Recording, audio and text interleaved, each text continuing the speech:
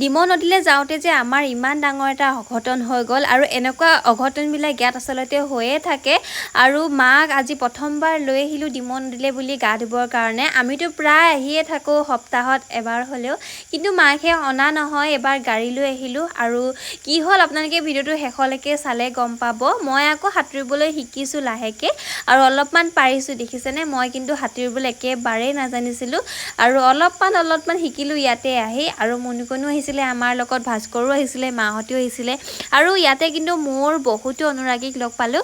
আৰু এনেকৈ ক'ৰবাত যাওঁতে যদি অনুৰাগীসকলক লগ পাওঁ ইমান যে মনটো ভাল লাগে। অসমৰ চুকে কোণে প্ৰায়বিলাক মানুহে আমাৰ ভিডিঅ'বিলাক চায়, কিন্তু সকলোৱে মাত লগাবলৈহে বেয়া পায়। আৰু মানুহজনো যিহেতু মোৰ লগতে থাকে সেইটো কাৰণে চাগে আৰু মাত লগাবলৈ বেয়া পায়, কাৰণ মানুহজন দেখাতে অকণমান খঙাল নিচিনা লাগে, কিন্তু তেনেকুৱা নহয়। মানুহজন কাষত থাকিলেও আপোনালোকে যদি মাতিবলৈ অকণমান সংকোচ কৰে আপোনালোকে মাতিব, কাৰণ তেতিয়া আপোনালোকৰ মনটো ভাল লাগিব, আমাৰো ভাল লাগিব। আৰু এয়া আমাৰ আহোঁতে টায়াৰটোকে ফুটি গ'ল আৰু কোনোবাই যদি লগ ধৰে গাড়ীখন লৈ বলচোন ক'ৰবালৈ যাওঁ বুলি, আচলতে আমি এইটো কাৰণে নাযাওঁ কাৰণ আমাৰ চকাৰ কণ্ডিশ্যন একেবাৰে বেয়া হৈ আছে। আৰু এইপিনে ভেকুলী বিয়া আছিলে, তালৈ বুলি আহিলোঁ। বাৰু আপোনালোকে ভিডিঅ'টো কেনেকুৱা পালে জনাব।